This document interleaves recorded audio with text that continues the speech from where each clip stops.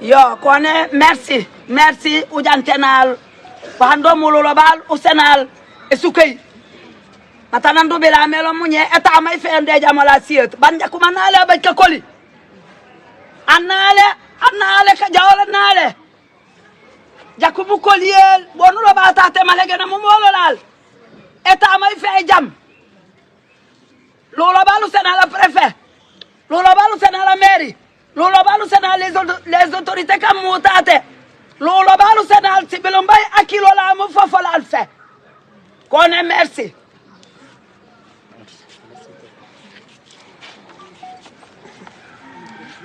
Monsieur le préfet, je voudrais d'abord, au nom de toutes ces femmes qui se sont mobilisées cet après-midi pour venir vous rencontrer, vous remercier pour votre accueil. Cette marche que nous venons d'effectuer de Oukout à la préfecture de Oussouye, je vais me perturber. Si vous faites ça, je vais me perturber. Cette marche que nous venons d'effectuer de Oukout à la préfecture de Oussouye est présidée par les reines Alice Oumoy et la reine Oumoy Ebe.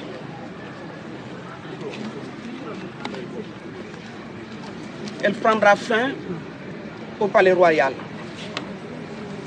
Je voudrais, monsieur le préfet, saisir cette opportunité pour remercier du fond de mon cœur les femmes du Bois Sacré pour leur mobilisation. Remercier M. Ndaou qui représente ici le collectif de veille de Kassa pour le déminage et la paix en Casamance. Et le point focal de la plateforme des femmes pour la paix en Casamance ici à Oussouye, dirigée par Madame Gueye, Marie-Louise Diatta. C'est leur travail qui nous a valu cette mobilisation d'aujourd'hui. Monsieur le préfet, avec votre permission, nous voudrions procéder à la lecture de notre déclaration. Déclaration de la convergence des organisations de la société civile de Casamance et le collectif de veille du Kassa pour le déminage et la paix en Casamance. Plus jamais ça. C'est avec surprise que nous avons su son absence. C'est avec tristesse que nous avons tenu. C'est avec espérance que nous avons attendu. Et c'est avec une peine immense que nous vivons son éternel silence. Monsieur le préfet, mesdames et messieurs, Ses Majestés les reines d'Oussouye et de Moulomp, Majestés les femmes du Bois Sacré, les mots ci-dessus prononcés nous rappellent la mort d'un être cher avec son cortège d'émotions et de désolation. Avons-nous besoin de revenir sur les faits? Certainement. Après plusieurs années de guerre, suivies d'une accalmie notoire qui augure d'une paix durable, les populations déplacées ont choisi, avec la participation de nombreuses organisations et de partenaires, de revenir au bercail. Les terres étaient en train d'être dominées et les infrastructures sociales de base en voie de réalisation. La mort de Barthélemy Diatta est revenue nous rappeler les années de braise. C'est une honte pour ce que nous sommes. Autrement dit, des êtres humains d'égale dignité, unis et solidaires. C'est une perte pour ce que nous voulons construire, une nation unie et prospère dans sa diversité. C'est une menace pour notre sécurité individuelle et collective. Le conflit en Casamance a fait trop de victimes, aussi bien du côté des forces de défense et de sécurité que des combattants et des communautés.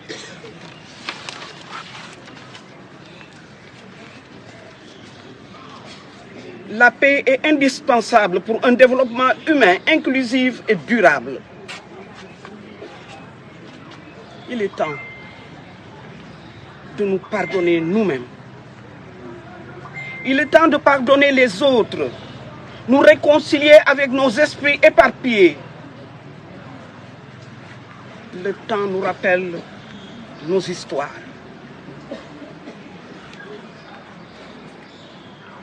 Mesdames et messieurs, nous avons le devoir de réussir le rayonnement culturel, économique et social de la Casamance.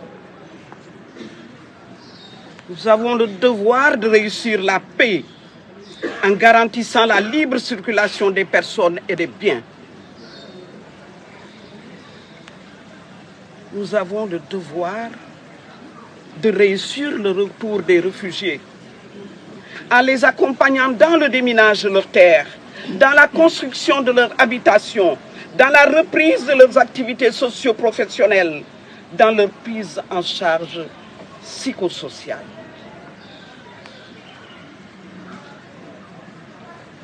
Nous avons le devoir d'honorer la mémoire de notre digne et vaillant fils et frère, Barthélémy Diatta,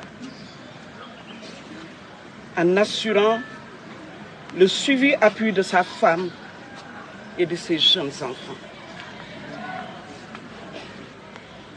Plaise à Dieu que cesse cette absurde violence. Plaise à Dieu que la Casamance devienne cet havre de paix, de non-violence, de fraternité et d'hospitalité. Par la même occasion, Monsieur le Préfet, je voudrais remercier également le CRS qui nous a accompagnés dans cette organisation.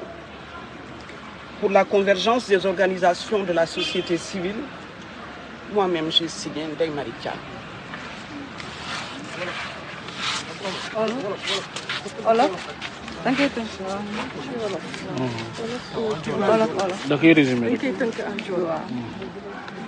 Il faut que ça arrive pour la presse nationale. Hulimahu uhema hata kawogu mufe di kujojaku kata société civile di kajojor mufof min ku foyi tate kasa mata ka fudena ku kata simina su min fof kasumay kuleñu tate du kinolal hata husuy hukinolal hata Casamance jakum mit bajo wahamaru jukame siyet jakum wumit u bajo letate nandu jamamu kanaku Barthélémy alet ano andu wolo wolo bare fof sisi gerolal di cité ñinga bare du yakare nale kanaku uyitoamu ñeke añololal de leñul yejimu sisi gerolal si senji nga nandu jamamu kanaku alet bobando le tamitale ñul bodololal si sigirolal si senji nga monsieur le préfet di fof kawagu mu fe kulañ bu soli waxanjilo bu mu hetiya woyne loli eketayu yata an anji fanya di sisigiroli an ando hase don defere dololi di ketenyi kamak fanji waylen fiye buda fumu tate dinene ehe fanji wayreyo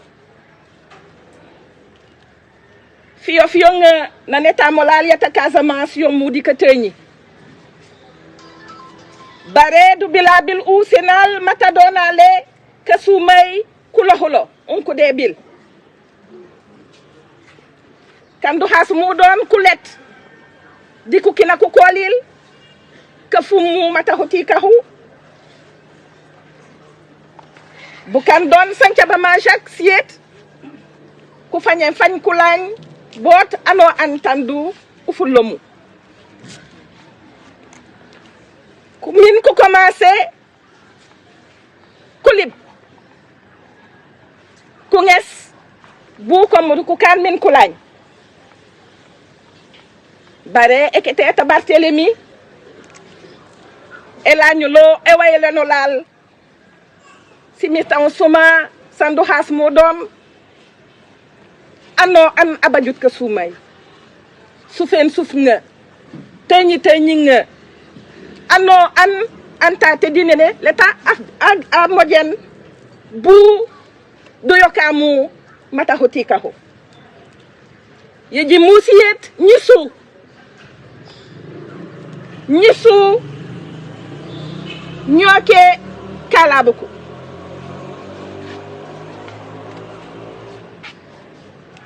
nyisu bomata ano an ando hase don la fanye malegen la fanye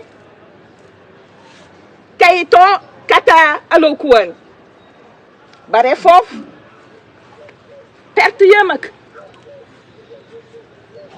mata lu fanye nale utefal etamolal lu fanye nale min etamolal ekan etam yata ka sumay etam yando hase don ano an du lo jow roku bloki du bajul bot di jaboti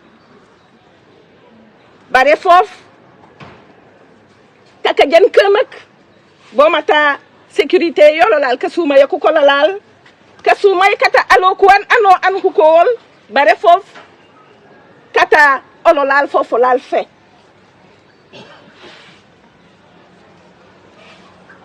hotika ho hata Casamance hukano lakan silam samak bukano lal kamenge kulet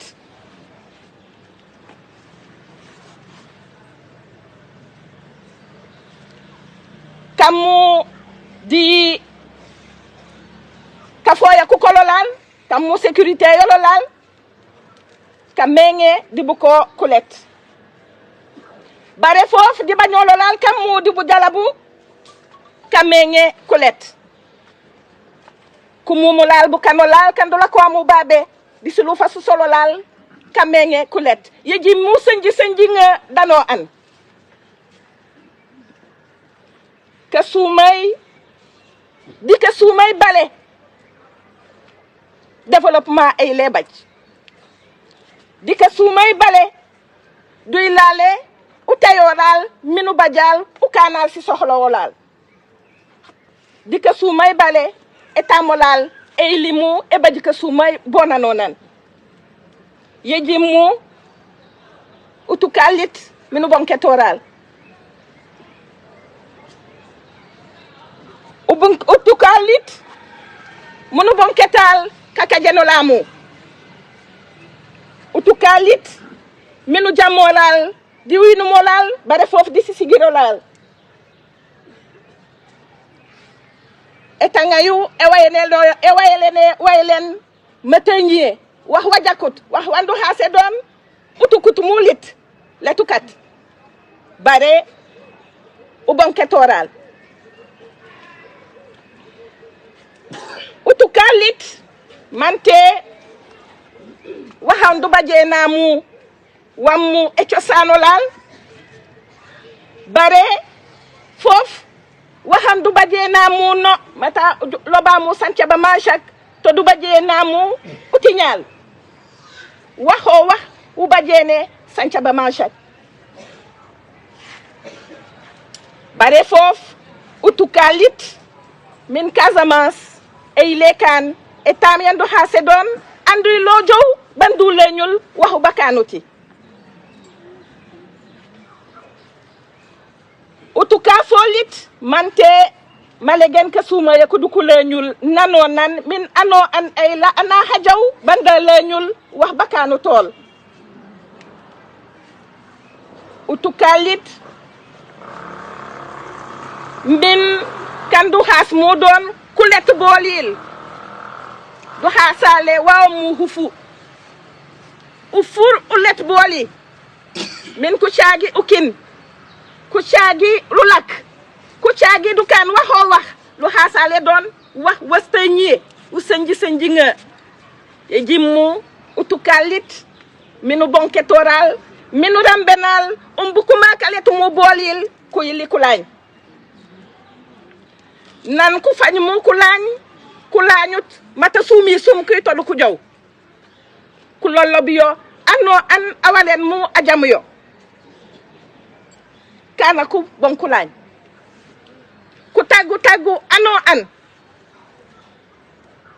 min kuy li ku lañ ye jimmu let siyet ku commencé hulib buli babu banku la ko mu kulibe dinene lu hasale li nga simiti siluba umbuko bo di boli babu ban ko ito to du ko jow ku taggu min bu kana ku fe kawar mo ku jam ko nil ehe ye jimmu du ko lañ ye jimmu ololal fe lu walale uyito wal di malegen min kajimaku kata Barthélemy kan daji musiyet ku kan waxandu has mu don wo mu du fos ma jekati amu fe man du jukamu katenye ku fekan du jukamu de tamaw yema Barthélemy dinene le tuti jël tate Barthélemy amu dawu bu gosa bu fe babaju mu tate du la walale uy towal dinene ka war mu ku kam mo dinene ulawal kahangolamu kailimu kujokololal min urambenal butonga bu bata Barthélemy urambenal asekol urambenal bañolol kandu has mu don bañil batit atemit akan min Casamance yololalu ye eleñul ekan hukin hataka sumay hukin handu hase do kateñi ku rewtu to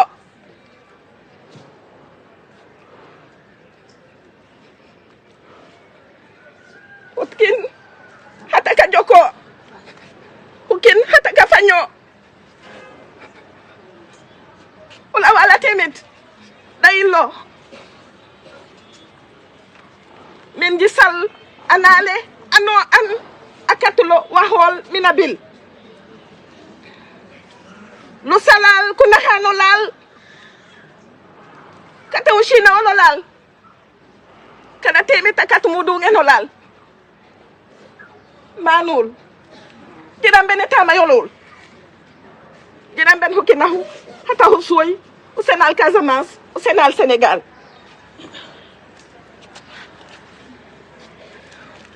o salal ano an atuke min hunaka hata siyed hubajo hujaja hololal hata kala boku fe kata Casamance handonale mo plateforme o salalil bare o salal fof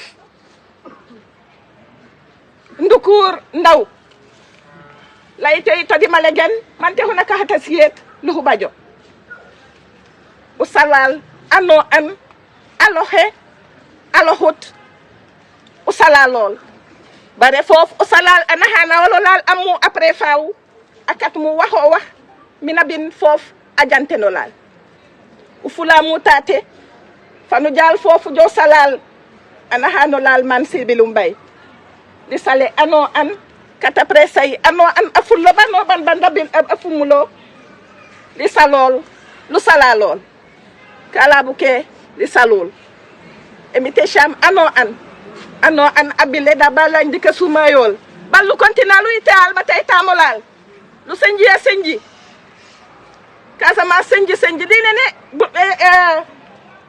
ela ba ye bololal e commencé senji bololal nga bare du bilabil o yakaral yalla yakaray jakume tas Barthélemy ajawu wax wa jakutumu ajetum atemit abon ketolal isalu Merci. La reine là, laisse placer la reine.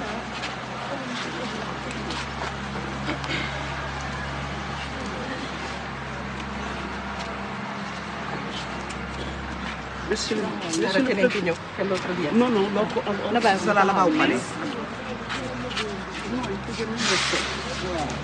Monsieur le préfet, nous allons confier notre déclaration à la reine qui va se charger de vous la remettre. C'est bon. Merci.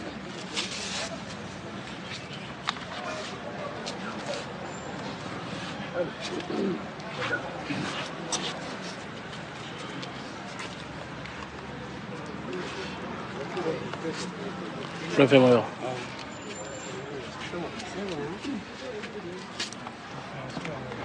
Oui, c'est bon. Si vous voulez. On peut aller en Europe, comme ça on fait le tour. Vous le faites en français pour la presse, après vous résumez en wolof. Oui, c'est bon. Micro. Professeur. Ouais. C'est bon. Ouais. En français, le bon. Je voudrais commencer par vous adresser des salutations.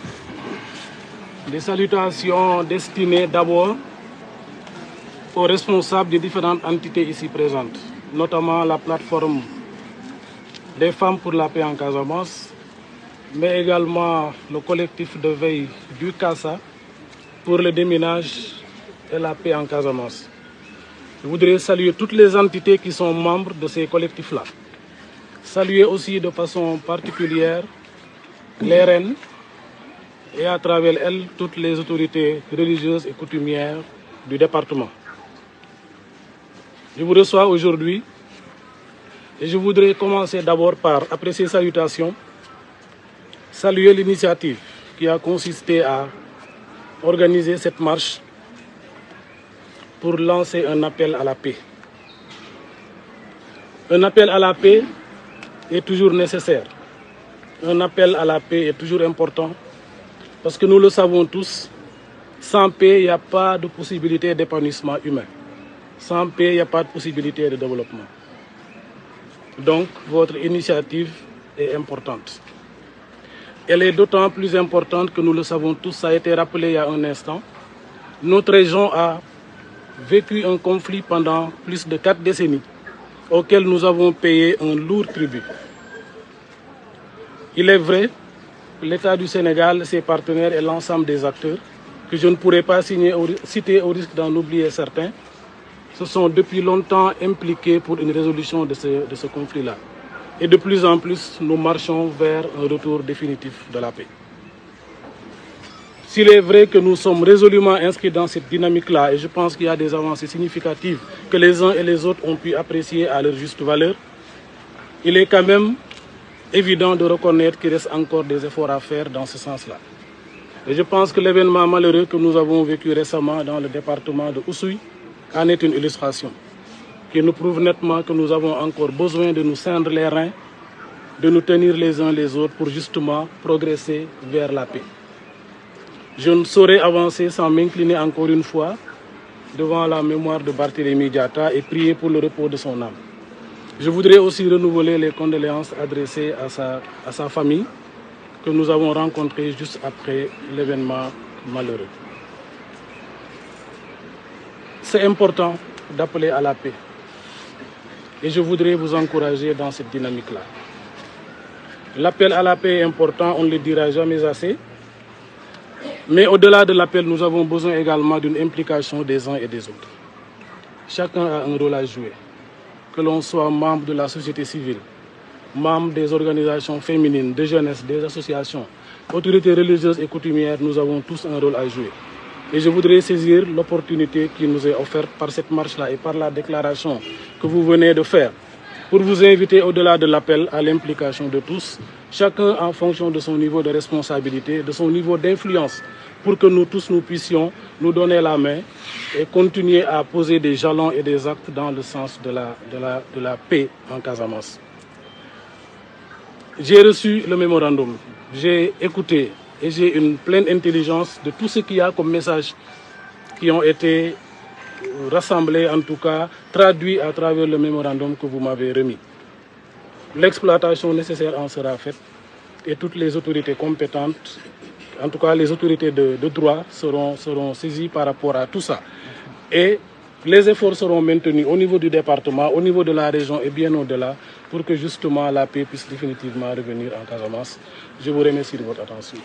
Résumez ça en wolof s'il vous plaît. waaw dama leen di njëkk a nuyu te nuyu bii ma jagleel ko ñi nga xam ne ñoo organiser marche bi xëy na mënuma ñim lépp waaye bëgg naa tudd waa plateforme bëgg naa tudd waa collectif de veille bëgg naa tudd entité association yi ak mbootaay yëpp yi nga xam ne bokk nañ ci teew nañ fi tey bëgg naa tamit nuyu kilifa yi fi nekk ci département bi mooy kilifa diine ak kilifa aada jaarale ko ci reen yi fi teew ñoom ñëpp ma leen di nuyu ginnaaw nuyoo boobu li ma si bëggoon yokk rek mooy rafetlu doxalin bi ngeen def yéen jigéenu Casamance ak seeni àndandoo ndaxte dara ëppul solo jàmm ci réew su jàmm amul kenn mënul jëm kanam bu jàmm amul réew mi mënul jëm kanam ba tax na su ngeen toogee am xalaatu woote ndax ñëpp gën a mën a bàyyi seen xel ci jàmm loolu lu am solo la xëy na wax nañ ko fi sànq ñu ñëpp xam nañu suñu région Ziguinchor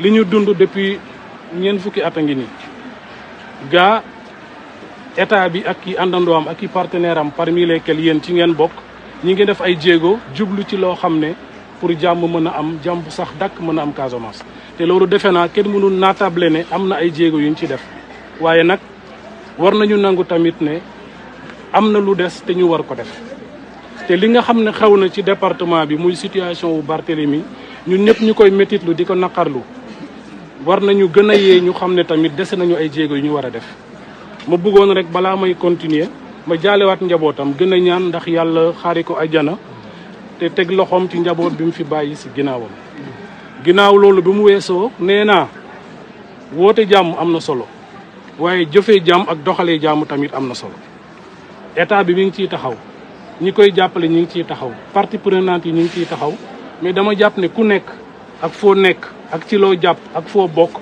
am nga ci wàll te am nga ci cër ñun ñëpp dañu war a doxee jàmm di jëfee jàmm di wax jàmm ànd ñun ñëpp daal di wut jàmm defe naa loolu bu ñu ko defee ku nekk yaa xam kilifa aada nga yaa xam kilifa diine nga yaa xam da nga jiite njabootu jigéen da nga jiite ay ndaw da nga jiite képp ku mu mën a doon war nga mën a dugal sa loxo ci wutum jàmm bi am ci dëkk bi loolu ma bëggoon leen en tout cas gën a ñaax ku nekk ci yéen fu mu féete mu taxaw ñun ñëpp ñu taxaw ndax jàmm mën a am ci réew mi léegi nag nee naa li ngeen xam ne wax ngeen ko fi dégg naa ko bu baax lépp li ci nekk te ñu tënk ko ci message boo xam ne état bi war na ko yëg ñun ñi fi nekkal état war nañ ko yëg ku ko war a yëg incha allah dinañ ko yeggee ndax ñu gën a taxawal dëgëraay yi ñu gën a dëgëral taxawaay yi ndax ñun ñëpp ñu mën a am jàmm bi ñuy wut ci Casamance te moom moo ñu soxal ñun ñëpp ku nekk ak foo féete di leen gërëm di leen sant ci doxalin bi. Merci préfet. Tur bi naka la. Maurice Dione. Merci.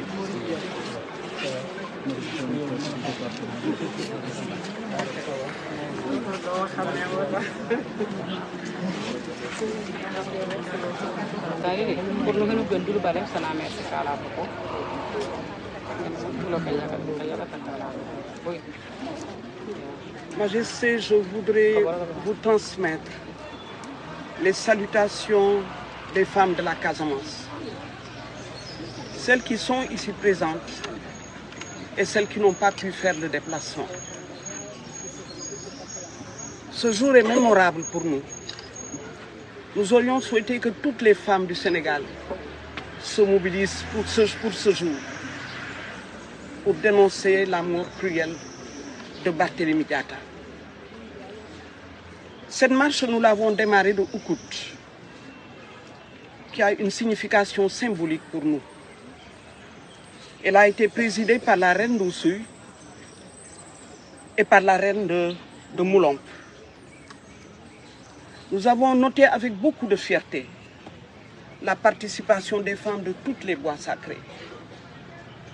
Je voudrais saluer également la participation des femmes vivant avec un handicap. Elles ont fait la procession avec nous, de Oukout à la préfecture jusqu'ici. Je voudrais les saluer leur engagement. Je voudrais remercier, mais alors du fond du cœur, le professeur Daou, qui accompagne le déminage du Kassa, et notre point focal d'Oussouye, qui est sous la direction de Madame Gueye, Marie-Louise Diatta. Nous leur devons cette belle mobilisation. Le contenu de la déclaration, Marie-Louise vous en fera l'économie. Je voudrais me réjouir avec toutes les femmes de la Casamance de la présence des reines qui sont là avec nous. Nous leur donnerons la parole pour qu'elles aussi, elles disent ce qu'elles ressentent en ce jour. Je voudrais vous dire que les femmes de la Casamance comptent sur vous. Nous comptons beaucoup sur vous pour que la paix revienne le plus rapidement dans notre région. Vous avez fait beaucoup d'efforts, vous avez fait beaucoup de sacrifices, vous avez accompagné le processus de paix. Je vais peut-être vous demander encore, même si je n'en ai pas le droit, vous demander encore de renouveler l'effort, de faire beaucoup plus, parce que la Casamance tout entière compte sur vous. Merci Man pour votre soutien, votre accompagnement, votre présence, votre écoute attentive. Chaque fois que nous avons eu besoin de vous, vous avez été là à nos côtés. Merci Man.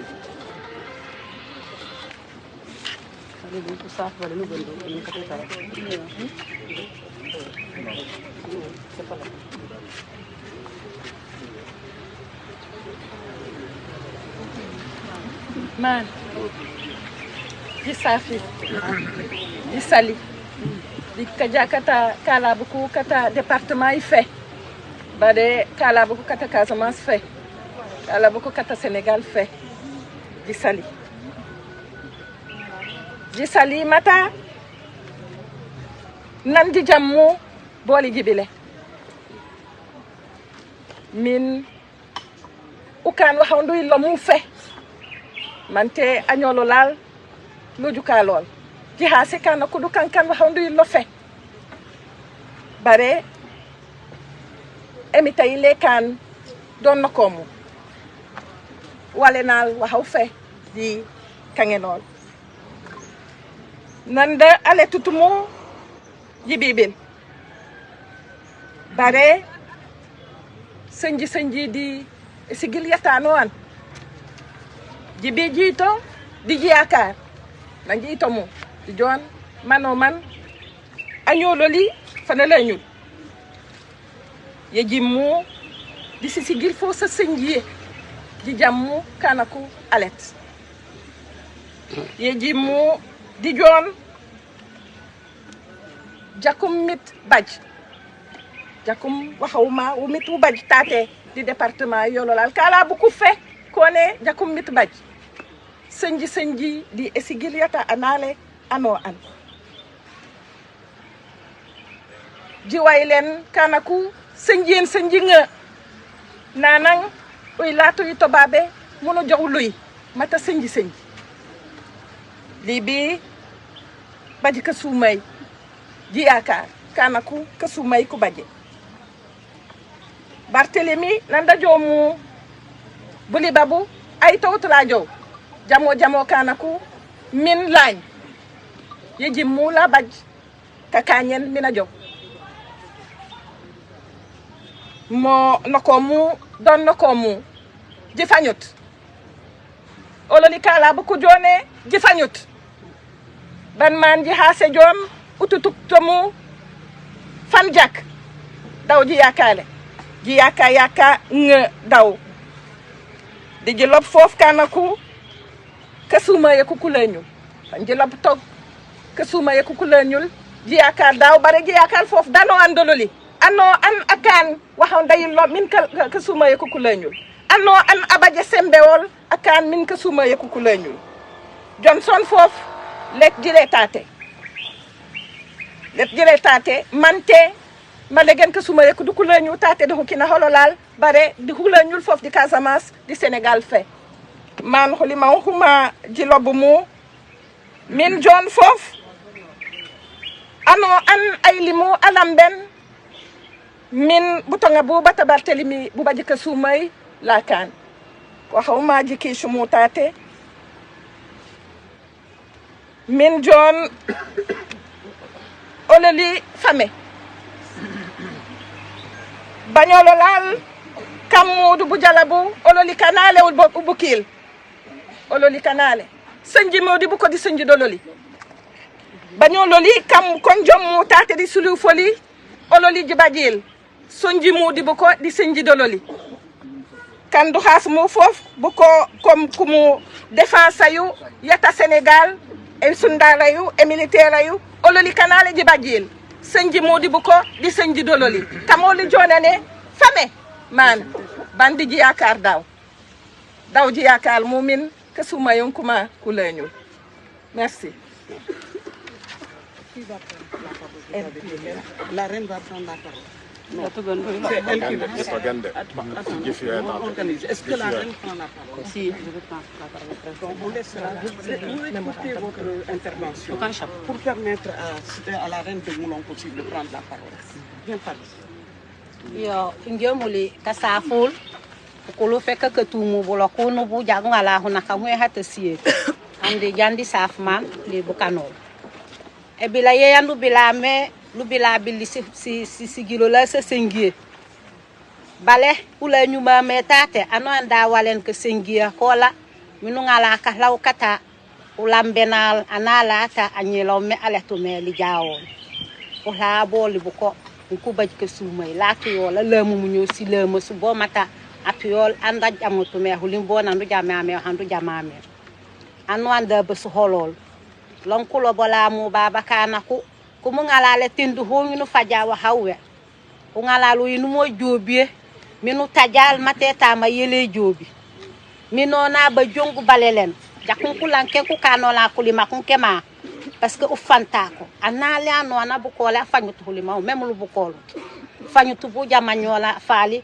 la nenemu lo munye bandu yi sol mata te ke sumoy anande be se hola yala parce que tando ma melo munye su fola nge e jimunu fulleme ba fullula bumbe bolo bali walu fanyu tamu ko na hanola ku jame bu kanola ka te du ko jame kulima holola joku balola sengi yola sengi lu fullel ana no anda hasi singije lukatu bulokinu bibo tatema bandu yisol mata te ko suma lo na lu buke kabi me kanga wolo ala merci emta kati buloka boli ko suma les reines s'il vous plaît.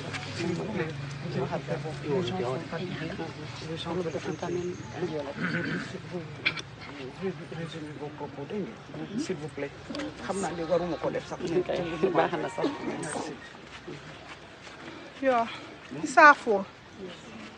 Ni kajam ay umoyebe. Kajinol kafon. Jemoni safe anon ay toetate. Safe ay sibil mbay. Di ko nabadope di safi.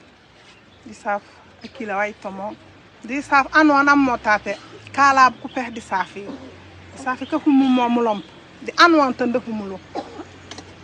E bilay yata siya tate masangie mandu hase kanaku anale anwan abuke anyolol ujammo wa hawe an sangi nga e ki modi ji kata kulli injelule nul jonje be ji sabo e sukayi ji samo etamay anwan anda nga hule ma hona jam hotano tan da has kanaku kala ku kone masangie mumme bu ko kone hanimo atemi ta jokolo di ko sumay ninjo tik tate waxu ke donu we ku mula ñen uba jolal jilhay kana ku waxa uu juutig taate anno wana bile da banda lañ ka suumay ato ko bola ka suumay anay to an ajo bulok da jalo ko bulok ka bola na banda lañ ka suumay ato ko bola di ka suumay mboke ka ngale mawdu wala la fe anon da jo ka suumay una hana bu ko fe anon da lañ bola ka suumay eta may humu yo de je jobi ka sama se je jobi poyo fe Sénégal de je jobi poyo fe popala fe du joba jal ka suumay tenotin te safe anon ano tate ka suumay ko lu dollar. Merci. Yo. Lisaful. Lisafe kata platform kamuta te kalabuko. Lisafe tate anosan fe. Inje ilat ilubul. Li elubunga elob nak li mu siet. Mais uye ilat ilob. Li soso. Kazamas li soso. Lo nale alula lu kwetelitel. Allah mu kelitel an la tunga la jata an mais gijuke wal o jelu to asiet le jam ko bukan anyola fali bana ko le kumbu ko to ye kumbu ko to kulini kumbu ko to jaayi muto atubayi muto wila tumu kol mais luy lo beug sigi yatanu muk ata afali problème ta Casamance alola lu perte ale parce que soumay ubagutu ko mo boli ubagutu waxwa anu la tubax boli lu beugati ko soumay londu ba baj uy latu bajalu waxwa tate Casamance tate waxawna ko baju mu fe munye kate alo lalu hanga mu munye ma sel anaw fe mata busha wa ngalo busha la bu hasimahu haywo mu halongu muli huywo hakajene mu Casamance ho ko la bot siet wale nal uynu malu lal nu bonke tolal waru mu ngalalu yew kana commerce du waru ngalalu ye u kanal bulu keno la tumi sufula to lu waro dépasser al tatema anosan layno afalo la buku musie bateremi mu bola na bahe na jamu kijen laaju bu kandi ko billi ko wog sioto e militaire lande sana ñi lombo ma jimu woga hu est ce soome anale anosan abuke anyolol anale abuke anyil ungi golo nayni wahane meti sana lamu uwe anine abuko tanyil donc suume ko ala bale ulo ngalla ko tate parce que kandonale mudi bu ko kamuke bukan ala lu bukalil il hawul kala bu ke ngirek sen tate ake merci tate ka seno merci ku leto mata silo ma sunsa solo la fofo la fe wahani baje il hawul si jawoli si tuboli kulinoli kutuyoli anosan hunaka hata siet ni hukani ka bajeti sax apeti yata rutin senang nu habu mal nu sumen dayni lu sumen la ñoli lonol u jamola nu kana manu fulelu kinal nu lokal minu ukume no lal yoli baje ilop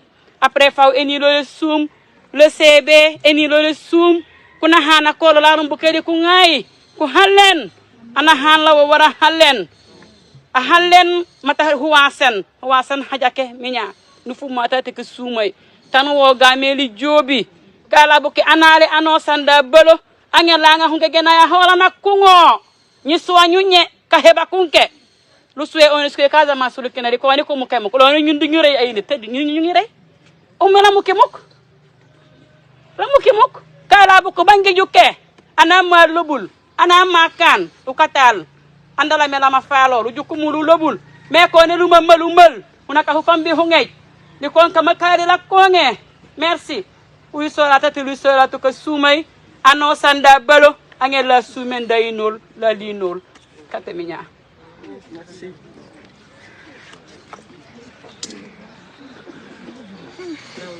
Merci.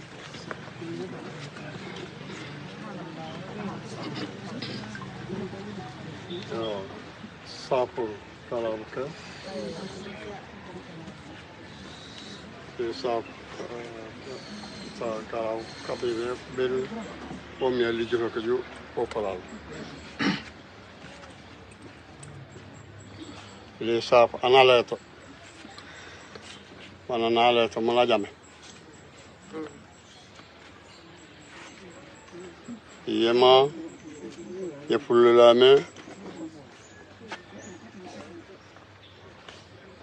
ando uhlal kesume ning atelalu me lanyela abakasume iye bajong balalan uhlal jakumanda bela nyen ebaj singiro singinga inti shero tajala bomye ona ka shumay kama inti ka shumay so kala wa bajolamu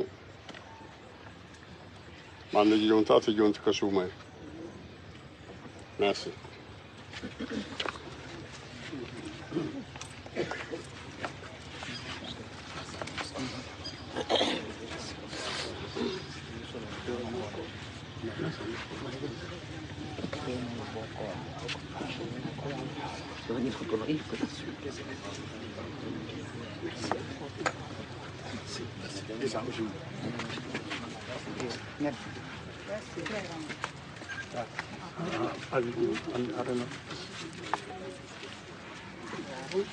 Kaya usoy ufim bolal tandula kamudu bi huken ti jon ti katen si nu joma to ja hukutula nya boto kare usoy fe la nya boto